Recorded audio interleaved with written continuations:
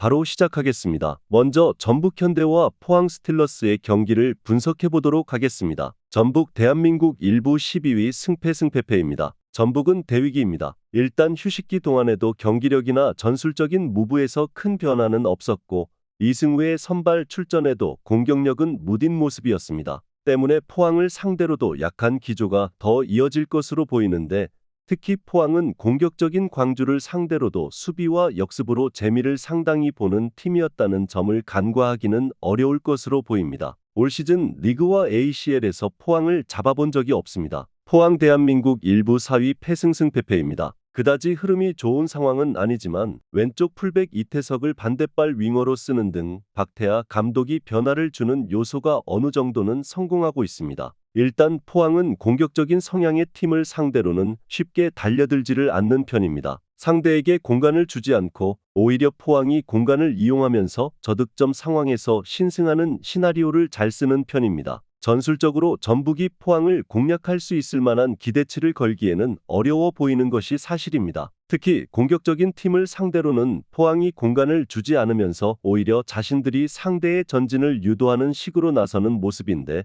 이를 이용해서 전북 상대로도 올 시즌 실리를 잘 챙기고 있는 모습입니다. 언더 2.5 양상 속 포항 스틸러스의 승리를 예상합니다. 대전 하나시티즌과 인천 유나이티드의 경기를 분석해 보도록 하겠습니다. 대전 대한민국 1부 12 패무승입니다. 지난 경기에서는 마사의 멀티골로 승리를 기록했습니다. 중원에서 공이 돌아가는 것이 보이는 등 희망적인 부분이 없지는 않았지만 대전의 고질적인 문제가 해결되었다고 보기는 어려웠습니다. 이는 선제골을 넣은 뒤에는 밀리는 상황이 잦아지면서 대전이 추격골을 허용하게 되는 것입니다. 지난 경기에서도 선제골 득점 이후에는 수원FC에게 밀리면서 결국 페널티킥으로 동점 상황을 허용하기도 했습니다. 인천 대한민국 1부 9위 승패 인천이 최영근 감독 체제에서는 상당히 공격적으로 나설 수도 있겠습니다. 지난 경기에서는 인천이 포백을 가동했고 신진호와 이명주를 동시에 기용하면서 전진 패스의 양을 극단적으로 늘렸습니다. 11개의 슈팅 중 2개만 유효 슈팅이 된 것은 아쉬웠지만 제르소의 스피드에만 의존하던 역습 축구보다는 확실히 상대 진영을 넘나드는 빈도가 상당히 잦았던 것은 꽤 고무적일 듯합니다. 일단 대전이 늘 첫 골을 넣은 뒤로는 상대의 맹공에 밀리면서 추격골을 내주는 경우가 상당한 편입니다. 지난 경기 인천이 역습을 벌이고 초반부터 라인을 쭉 올리고 상대를 타격하는 면모를 보여준 점에서 인천이 초반부터 달려드는 상황을 만들 가능성을 배제하기는 어려울 수도 있겠습니다. 오버 2.55로 접근하는 것도 가능성이 있을 것입니다. 인천 유나이티드의 승리를 예상합니다. 다음은 경남FC와 충북 청주FC의 경기를 분석해 보도록 하겠습니다. 경남 대한민국 2부 12위 승패무무입니다. 최근에는 박동진의 활약 등으로 공격력이 살아난 상황입니다. 하지만 박동혁 감독은 선제골 허용 빈도가 너무 높다는 것을 지적했습니다. 이 때문에 동점을 위해서 후반전에 오버페이스를 하게 되고 매 경기가 힘겨워지면서 다음 경기에서도 영향을 미친다고 할 수 있는 것입니다. 특히 충북 청주의 특유의 수비적인 전술을 경남이 잘 파괴하지는 못하는 편이라서 선제골 허용이 치명적인 흐름으로 이어질 가능성이 있습니다. 충북 청주 대한민국 2부 6위 승무패무입니다. 경남을 상대로는 강했던 편입니다. 특히 경남의 공격적인 전술을 저득점 상황으로 이끄는 특유의 수비적인 전술로 재미를 자주 보던 편이었습니다. 최근 3경기에서도 모두 1대1 아니면 1대0 스코어가 나왔을 정도죠. 물론 세부 전술 부족과 직선적인 공격에 의존하는 감독의 공격 능력이 아쉽다는 평가는 내릴 수 있겠지만 좋은 수비적인 기조로 충북 청주를 끌어올린 스타일인 것은 분명합니다. 일단 충북 청주가 수비적인 힘으로 경남을 잘 상대했던 것을 근거로 들 수 있겠지만 충북 청주의 공격력 부족이나 경남의 저력을 무시하기는 어려운 것은 사실입니다. 과감하게 간다면 무승부를 기대하는 것도 좋은 선택지로 보고 있습니다. 언더 2.5 양상 속 충북 청주FC의 핸디캡 승리를 예상합니다.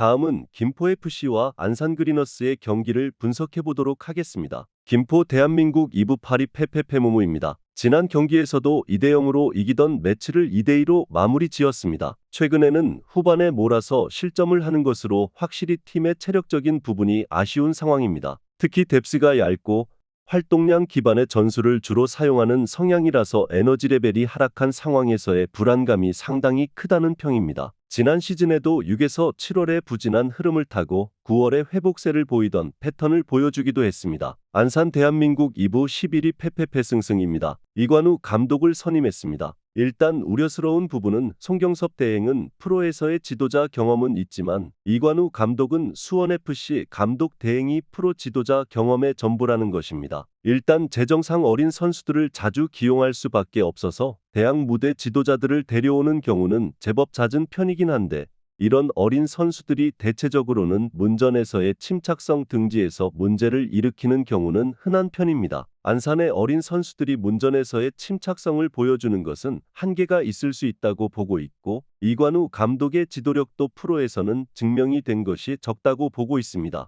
물론 김포의 버티는 능력이 여름에는 상당히 하락한 상황입니다. 오버 2.55로 1차적인 가닥을 잡는 것도 할 수 있는 선택일 듯합니다. 김포FC의 승리를 예상합니다.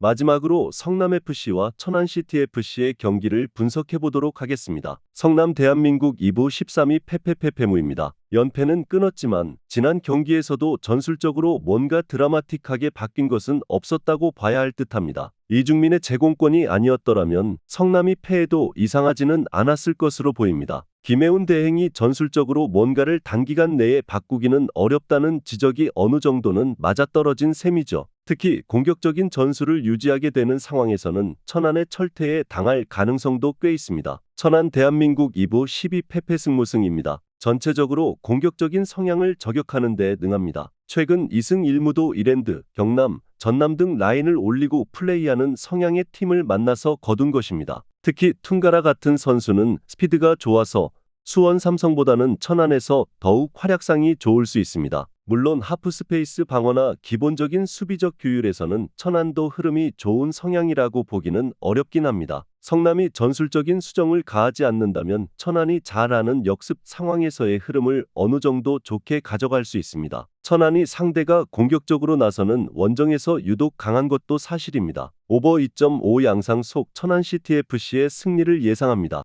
영상에서 알려드리는 내용들은 모두 1차 분석 내용들이며 2차 분석과 최종 조합픽은 영상 하단 고정 댓글 링크로 문의 주시면 안내 도와드리도록 하겠습니다. 시청해주셔서 감사합니다.